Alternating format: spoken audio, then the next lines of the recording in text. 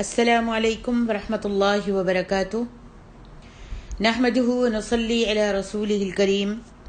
رب اشرح لی صدری ویسر لی امری واحلل عقدۃ من لسانی یفقہوا قولی۔ رب زدنا علما رب زدنا علما۔ اللہم انا نسألک علما نافعا ورزقا واسعا وقلبا شاکرا ولسانا ذاکرا وعملا متقبلا آمین یا رب العالمین۔ تفسیر سورۃ احقاف آیت نمبر 26 سے آخر السورہ۔ اعوذ باللہ من الشیطان الرجیم۔ وَلَقَدْ مَكَّنَّاهُمْ فِي مَاءٍ مَكَّنَّاكُمْ فِيهِ وَجَعَلْنَا لَهُمْ سَمْعًا وَأَبْصَارًا وَأَفْئِدَةً فَمَا أَغْنَى عَنْهُمْ سَمْعُهُمْ وَلَا أَبْصَارُهُمْ وَلَا أَفْئِدَتُهُمْ مِنْ شَيْءٍ إذ كانوا يجحدون بآيات الله وحاق بهم ما كانوا به يستهزئون۔ اور یقیناً ہم نے قوم عاد کو اس چیز کی قدرت دی تھی جس کی تمہیں قدرت نہیں دی، اور ہم نے انہیں کان اور آنکھیں اور دل دیے تھے، تو ان کے کانوں اور ان کی آنکھوں اور ان کے دلوں نے انہیں کوئی فائدہ نہیں دیا، جبکہ وہ اللہ کی آیات کا انکار ہی کرتے رہے، اور انہیں اس عذاب نے گھیر لیا جس کا وہ مذاق اڑاتے تھے۔ وَلَقَدْ أَهْلَكْنَا مَا حَوْلَكُمْ مِنَ الْقُرَى وَصَرَّفْنَا الْآيَاتِ لَعَلَّهُمْ يَرْجِعُونَ۔ اور البتہ تحقیق ہم نے تمہارے آس پاس کی بستیاں ہلاک کر دیں، اور ہم نے آیات پھیر پھیر کر بیان کی تاکہ وہ ہماری طرف رجوع کریں۔ فلولا نصرهم الذين اتخذوا من دون الله قربانا آلهة بل ضلوا عنهم وذلك إفكهم وما كانوا يفترون۔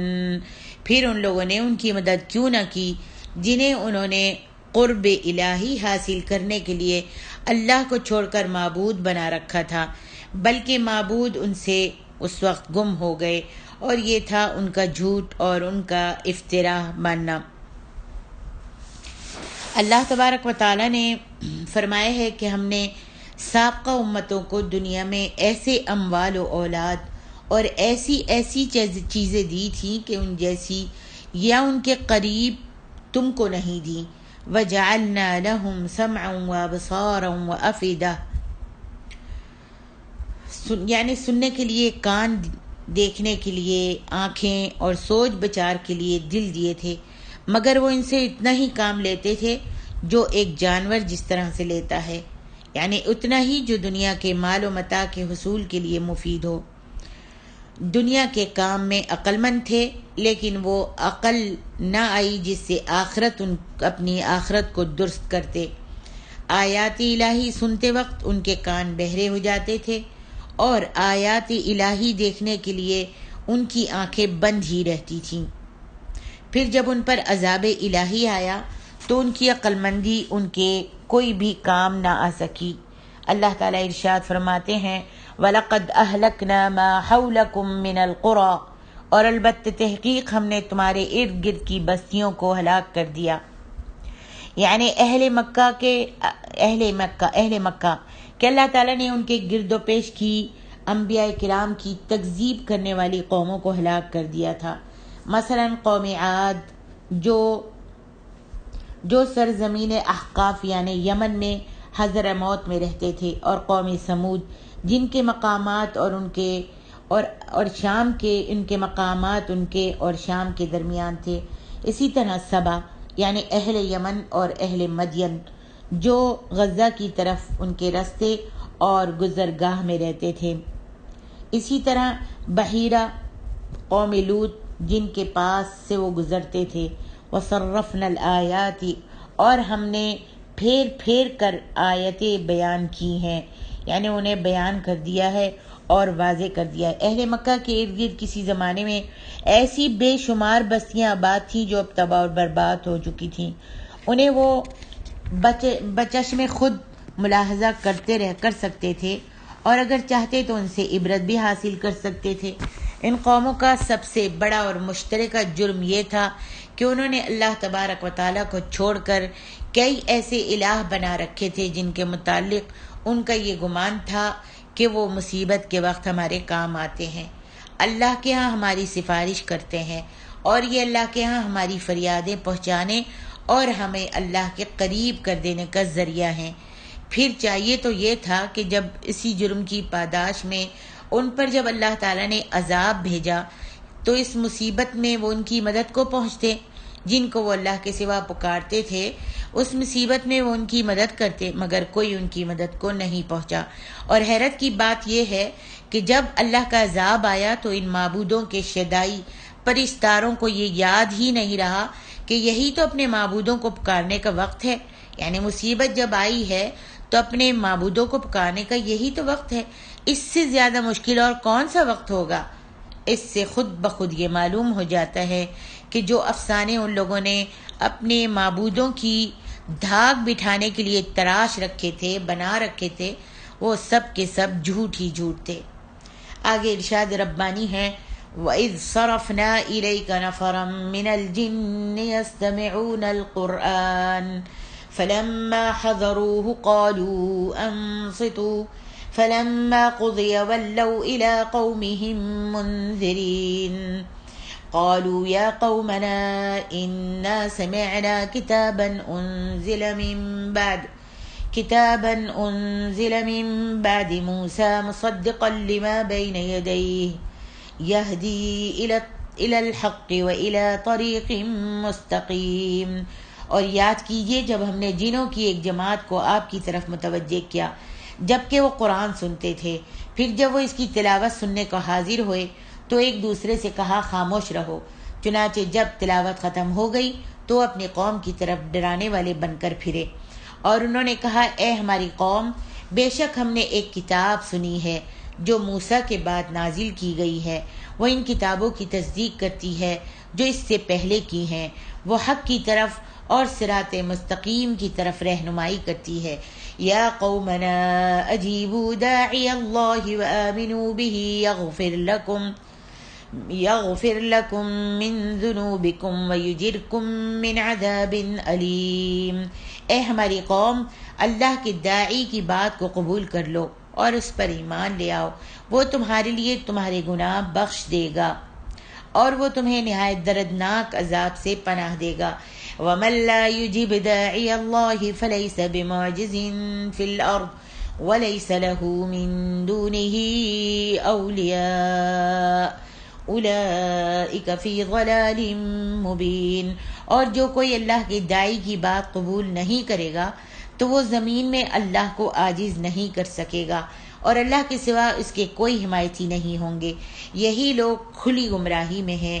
یہاں امام احمد رحمہ اللہ نے زبیر رضی اللہ عنہ سے روایت کیا ہے کہ وَإِذْ صَرَفْنَا إِلَيْكَ نَفَرًا مِّنَ الْجِنِّ يَسْتَمِعُونَ الْقُرْآنَ، جب ہم نے جنوں کی ایک جماعت کو آپ کی طرف متوجہ کیا جبکہ وہ قرآن سنتے تھے، یعنی مقام نخلہ میں جب نبی صلی اللہ علیہ وآلہ وسلم عشاء کی نماز ادا کر رہے تھے تو کانوا یکونون علیہ لبدا، سورہ جن میں بھی اللہ تعالیٰ فرماتے ہیں تو قریب تھے کہ وہ اس پر بھیڑ کر کے پل پڑنے والے ہوتے۔ سفیان کہتے ہیں کہ البلد اللبدہ کے معنی ایک دوسرے پر پڑنے والے کے ہیں، جیسے نمدہ اون یا بال ایک دوسرے کے ساتھ جڑے ہوئے ہوتے ہیں۔ اس روایت کے بیان کرنے میں امام احمد جو ہیں وہ متفرد ہیں۔ بہرحال اللہ تعالیٰ کی ساری مخلوق میں سے دو نوع ایسی ہیں جو شریعت الہی کی مکلف ہیں، ایک جن اور دوسرے انسان۔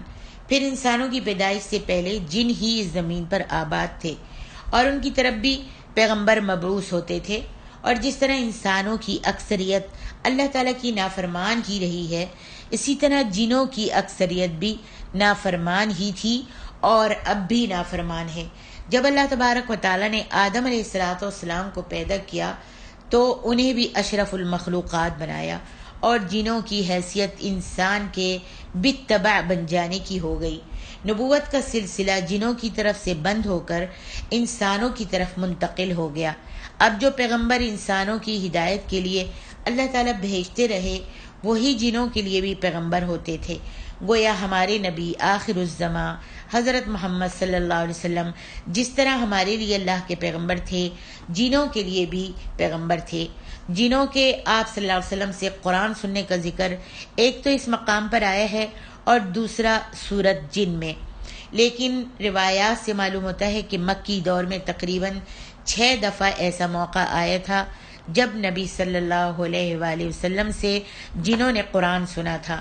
ان میں سے ہم 1-2 روایات جو ہیں وہ پیش کرتے ہیں۔ ان میں جو کچھ اختلاف معلوم ہوتا ہے وہ صرف الگ الگ مواقع کی وجہ سے ہے۔ حضرت عبداللہ بن عباس فرماتے ہیں کہ ایک دفعہ آپ اپنے صحابہ کے ساتھ عکاظ کے بازار جانے کے ارادے سے روانہ ہوئے۔ ان دنوں شیطانوں کو آسمانوں کی خبر ملنا بند ہو گئی اور ان پر انگارے پھینکے جاتے تھے۔ وہ زمین کی طرف لوٹے اور آپس میں کہنے لگے، یہ کیا ہو گیا؟ ہمیں آسمان کی خبریں جو ہیں وہ ملنی بند ہو گئی ہیں، ہم پر انگارے پھینکے جاتے ہیں۔ ضرور کوئی بات واقع ہوئی ہے جس کی وجہ سے ہمیں آسمان کی خبریں ملنی بند ہو گئی ہیں۔ اب یوں کرو، ایک نے ان کے بڑے نے کہا کہ اب یوں کرو کہ ساری زمین کے مشرق و مغرب میں پھر کر دیکھو کہ وہ کیا نئی بات واقع ہوئی ہے۔ ان میں سے کچھ شیطان تہامہ حجاز کی طرف بھی آئے اور آپ صلی اللہ علیہ وسلم تک پہنچ گئے۔ اس وقت نبی علیہ السلام نخلا میں تھے اور عکاظ کے بازار جانے کا قصد کر رہے تھے۔ آپ صلی اللہ علیہ وآلہ وسلم اپنے صحابہ کو نماز فجر پڑھا رہے تھے۔ جب ان جنوں نے قرآن سنا تو ادھر انہوں نے اپنے کان لگا دیے، پھر کہنے لگے یہ وہی چیز ہے جس کی وجہ سے ہم پر آسمان کی خبریں بند کر دی گئی ہیں۔ پھر اسی وقت وہ اپنی قوم کی طرف لوٹے اور کہنے لگے، یا قومنا انا سمعنا قرآنا عجبا۔ اور اللہ تبارک و تعالیٰ نے آپ صلی اللہ علیہ وسلم پر اس وقت سورت جن نازل فرمائی۔ ابن عباس رضی اللہ عنہ فرماتے ہیں کہ جنوں کی گفتگو آپ کو وحی کے ذریعے معلوم ہوئی۔ یہ مسئلہ بخاری میں موجود ہے۔ حضرت عبداللہ بن مسعود فرماتے ہیں ایک دفعہ ہم رسول اللہ صلی اللہ علیہ وسلم کے ساتھ تھے کہ آپ یکدم ہم سے غائب ہو گئے۔ ہم نے آپ صلی اللہ علیہ وسلم کو پہاڑ کی وادیوں اور گھاٹیوں میں تلاش کیا مگر آپ نہیں ملے۔ ہم سمجھے کہ آپ کو جن اٹھا کر لے گئے ہیں یا کسی نے چپکے سے مار ڈالا ہے، اور رات ہم نے بڑی پریشانی میں بسر کی۔ جب صبح ہوئی تو دیکھا کہ آپ حرا کی طرف سے آ رہے ہیں۔ ہم نے عرض کیا کہ یا رسول اللہ صلی اللہ علیہ وسلم، رات کو آپ ہم سے غائب ہو گئے، ہم نے آپ کو بہت تلاش کیا مگر آپ نہیں ملے۔ تو رات جو تھی ہم نے بڑی پریشانی میں گزاری۔ نبی صلی اللہ علیہ وسلم نے فرمایا، مجھے جنوں کی طرف سے ایک بلانے والا آیا، میں اس کے ساتھ چلا گیا تھا اور جنوں کو قرآن سنایا، پھر وہ ہم کو اپنے ساتھ لے گئے اور ان کی نشانیاں اور ان کی آنکھ کے نشان بتائے۔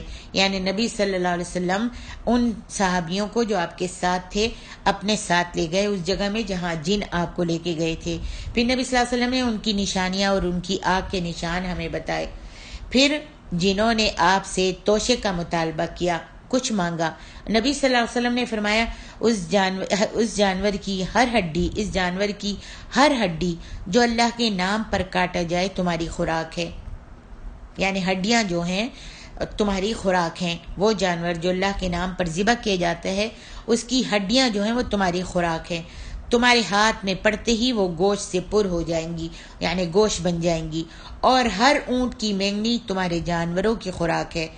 پھر آپ صلی اللہ علیہ وسلم نے فرمایا، ہڈی اور مینگنی سے استنجا مت کیا کرو کیونکہ وہ تمہارے بھائی جنوں اور ان کے جانوروں کی خوراک ہے۔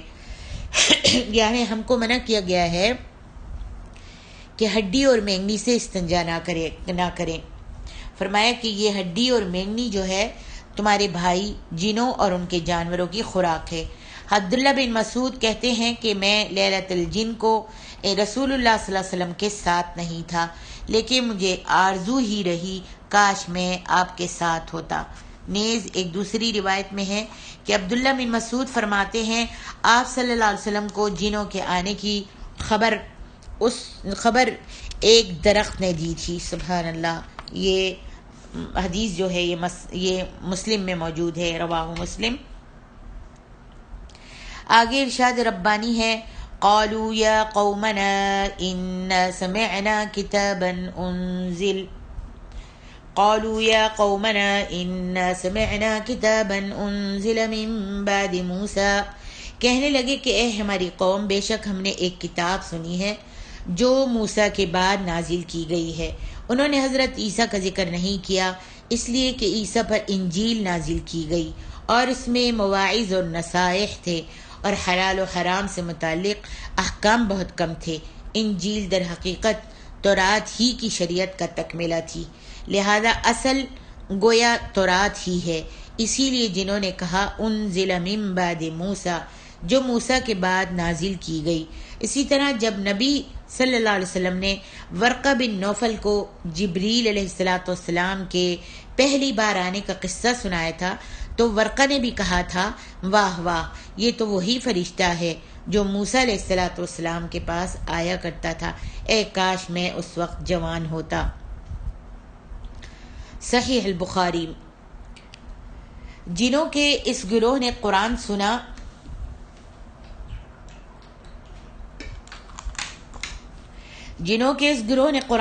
تو اس سے بہت متاثر ہوئے اور فوراً نبی علیہ السلام کی رسالت پر اور قرآن کے اللہ کی طرف سے اتارے جانے پر ایمان لے آئے. یہ واقعہ ان کفار مکہ کو سنایا جا رہا ہے جو دل سے قرآن کی عظمت کو تسلیم کرنے کے باوجود اسے بہرحال نہ ماننے پر ادھار کھائے بیٹھے تھے.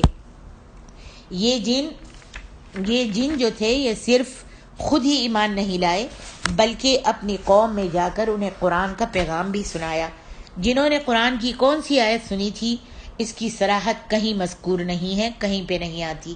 البتہ اس آیت سے معلوم ہوتا ہے کہ وہ کچھ ایسی ہی آیات تھیں جن میں اللہ کے نافرمانوں اور مشرکوں کو ان کے برے انجام سے ڈرایا گیا ہو. چنانچہ جنہوں کی اپنی قوم کو تبلیغ کے نتیجے میں ایک کثیر تعداد میں جن مسلمان ہو گئے. جنہوں نے جب جا کر اپنی قوم کو تبلیغ کی تو اس کا نتیجہ یہ نکلا کہ ایک بہت بڑی تعداد میں جن مسلمان ہو گئے جو بعد میں کئی بار وفود کی شکل میں آپ کے پاس حاضر ہوتے تھے، جماعتوں کی شکل میں نبی صلی اللہ علیہ وسلم کے پاس حاضر ہوتے تھے. جنہوں نے حضرت موسیٰ علیہ السلام پر نازل شدہ کتاب تورات کا نام لیا، انجیل کا نام نہیں لیا، اس لیے سابقہ آسمانی کتابوں میں سے کوئی کتاب احکام و شرائع کے لحاظ سے تورات جیسی جامع اور اس کے ہم پلہ نہیں تھی. اسی پر علماء بنی اسرائیل کا عمل رہا.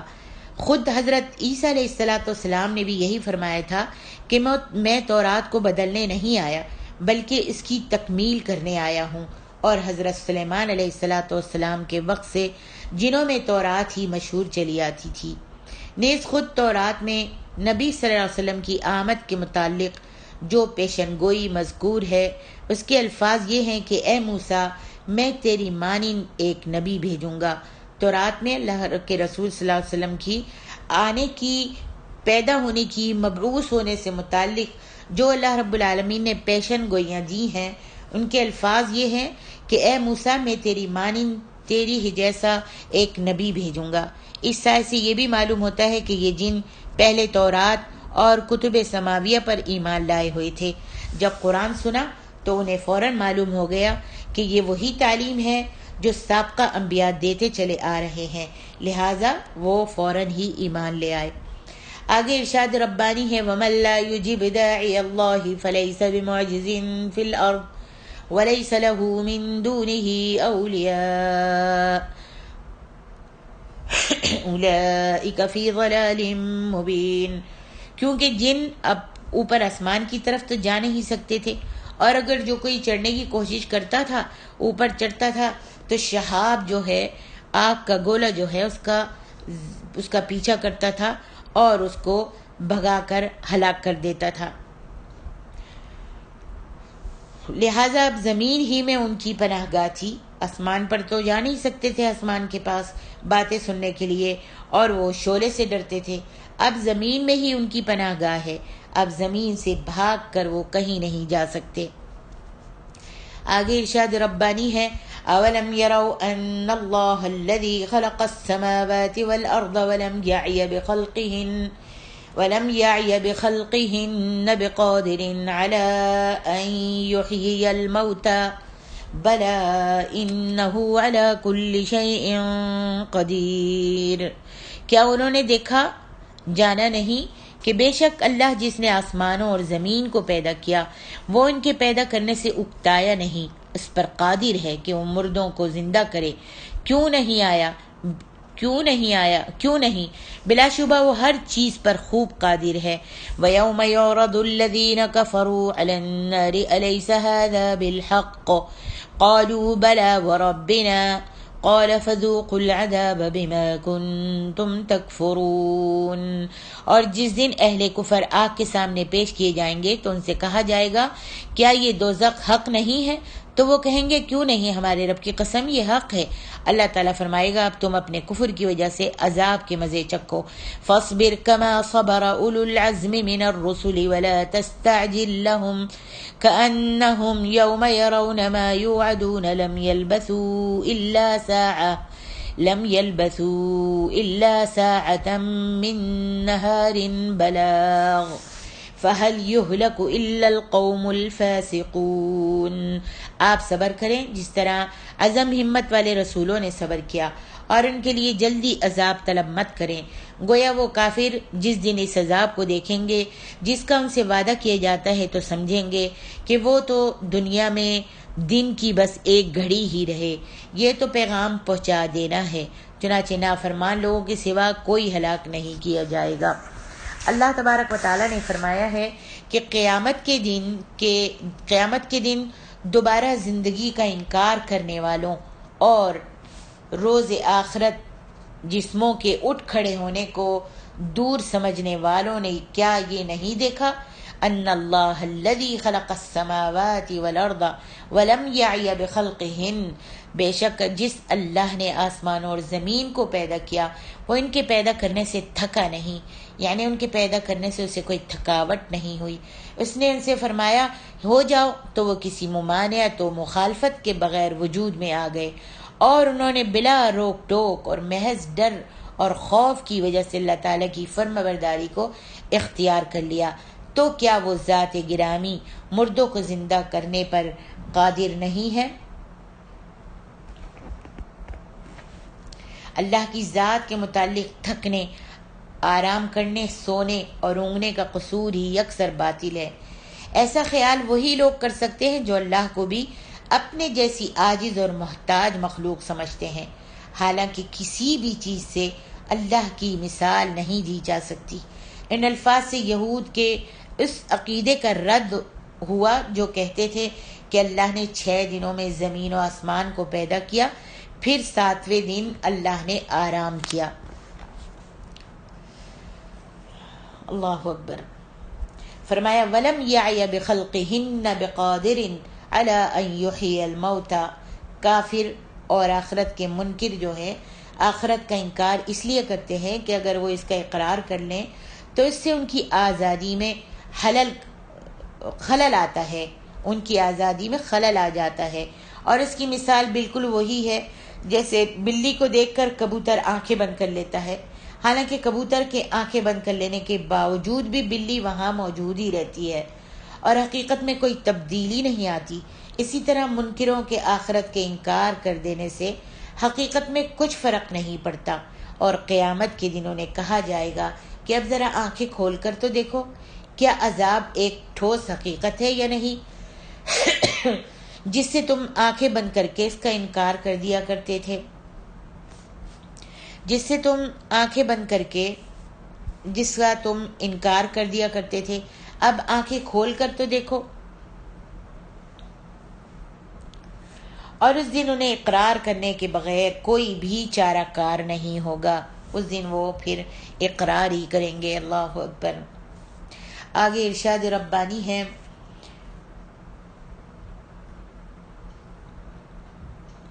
فاصبر كما صبر أولو العزم من الرسل ولا تستعجل لهم كأنهم يوم يرون ما يوعدون لم يلبثوا إلا ساعة من نهار. ویسے تو سب انبیاء ہی اولو العزم ہیں، یاد رکھیے سارے انبیاء ہی اولو العزم ہوتے ہیں، تاہم عرف عام میں 5 ہیں، جس میں سے حضرت نوح، حضرت ابراہیم، حضرت موسیٰ، حضرت عیسیٰ اور حضرت محمد مصطفیٰ صلی اللہ علیہ وآلہ وسلم. یہاں فرمایا جا رہا ہے کہ اے محمد، جس طرح اور عالی ہمت پیغمبر صبر کرتے رہے، اسی طرح آپ بھی صبر کیجئے جس طرح ان عالی ہمت پیغمبروں نے اپنی قوم کی طرف سے تکذیب پر صبر کیا، جھٹلانے پر صبر کیا. کتنے پیغمبروں کو جھٹلایا گیا لیکن صبر کیا انہوں نے، آپ بھی صبر کیجئے. یاد رہے اولو العزم پیغمبروں میں سے مراد کتنے ہیں؟ ابھی میں نے بتایا ہے ابراہیم، موسیٰ، حضرت عیسیٰ اور خاتم النبیین حضرت محمد صلی اللہ علیہ وآلہ وسلم. جیسا کہ اللہ تبارک و تعالی نے 2 صورتوں سورۃ احزاب اور سورۃ شورى میں ان کے اسماء گرامی کی نشاندہی بھی فرمائی ہے. وَلَا تَسْتَعْجِلْ لَهُمْ، آج تو عذاب کے لیے جلدی مچا رہے ہیں. گھڑی گھڑی کہتے ہیں کہ عذاب لے آؤ، تم وعدہ کرتے ہو، عذاب کیوں نہیں لاتے؟ آج تو یہ جلدی مچا رہے ہیں. اس بات کا مطالبہ نہ کریں کہ انہیں جلد سزا ملے اور ان پر جلدی سے عذاب نازل ہو جائے.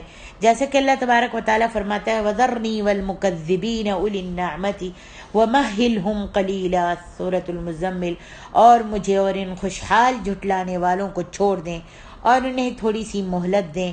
فرمایا فَمَهِّلِ الْكَافِرِينَ أَمْهِلْهُمْ رُوَيْدًا، تو آپ کافروں کو مہلت دیں، بس چند روز ہی انہیں مہلت دیں. آج جو عذاب کی جلدی مچا رہے ہیں کہ آتا کیوں نہیں، جب قیامت کو عذاب اپنی آنکھوں سے دیکھ لیں گے تو کہیں گے اتنی جلدی عذاب کیوں آ گیا؟ ہم تو دنیا میں بس ایک گھڑی ہی ٹھہرے تھے کہ عذاب آ گیا ہے. ہم دنیا میں ایک گھڑی ہی ٹھہرے تھے. کتنی طویل زندگی گزارنے کے بعد جب عذاب کو دیکھیں گے قیامت والے دن تو کہیں گے اتنے جلدی عذاب آ گیا، ہم تو دنیا میں بس 2 گھڑی ہی ٹھہرے تھے کہ عذاب آ گیا. ویسے بھی انسان کی فطرت ہے کہ اسے مصیبت کی گھڑیاں جو ہیں بڑی طویل محسوس ہوتی ہیں، لیکن عیش و آرام میں گزرے ہوئے سال ہا سال بھی چند گھڑیاں معلوم ہوتے ہیں. قیامت کا دن کس قدر سخت ہوگا اس کا اندازہ جو ہے ان کے جواب سے معلوم ہوتا ہے، ان کے جواب سے واضح ہوتا ہے. جو وہ جواب دیں گے کتنے جلدی عذاب آ گیا، ہم تو دنیا میں بس لم يلبسوا الا ساعة من نہار، ہم تو چند گھڑی ہی رہے ہیں، کتنے جلدی عذاب آ گیا. اللہ تعالیٰ سورۃ النازعات میں فرماتے ہیں، کہیں گے کأنہم یوم یرونہا لم یلبسوا الا عشیۃ او ضحاها، جس دن وہ اس عذاب کو دیکھیں گے تو ایسا خیال کریں گے کہ گویا دنیا میں صرف دن کا آخری حصہ یا ابتدائی حصہ ٹھہرے ہیں. اور فرمایا وَيَوْمَ يَحْشُرُهُمْ كَأَن لَّمْ يَلْبَثُوا إِلَّا سَاعَةً مِّنَ النَّهَارِ يَتَعَارَفُونَ بَيْنَهُمْ سورۃ یونس. اور جس دن اللہ ان کو جمع کرے گا تو وہ دنیا کی نسبت ایسا خیال کریں گے کہ گویا وہاں گھڑی بھر دن سے زیادہ رہے ہی نہیں، یعنی پورے دن سے کچھ گھڑی ہی رہے ہیں. وہ باہم ایک دوسرے کو پہچان لیں گے. ارشاد باری تعالیٰ ہے بلاغ فہل یہلک الا القوم الفاسقون، یہ تو پیغام پہنچا دینا ہے، بس اب وہی ہلاک ہوں گے جو بدکار تھے. یعنی اللہ تعالیٰ کے ہم وہی ہلاک ہوگا جس نے خود اپنے آپ کو ہلاکت میں ڈالا.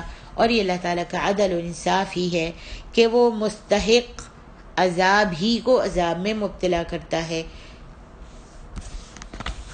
اور اللہ تبارک و تعالیٰ اپنے عذاب میں صرف نافرمانوں کو ہی ہلاک کرتا ہے، اور ان کو ہلاک کرتا ہے جو اس عذاب کی، اللہ کے عذاب کی تنبیہ کو مذاق میں اڑا دیتے ہیں.